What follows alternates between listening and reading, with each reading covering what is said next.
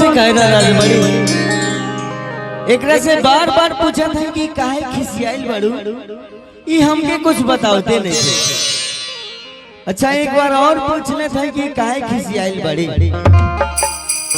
Eco कम कीजिए। काहे खिसियाइल बड़ू जान ले बोका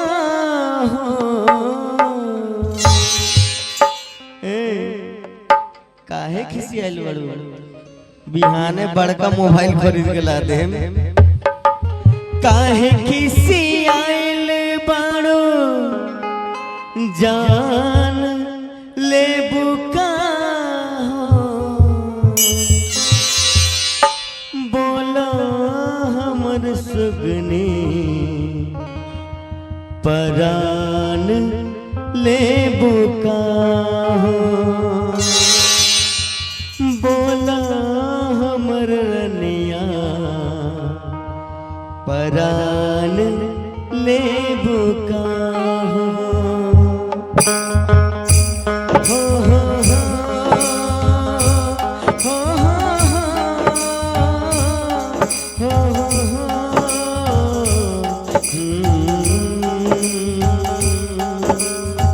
सहलो न जाता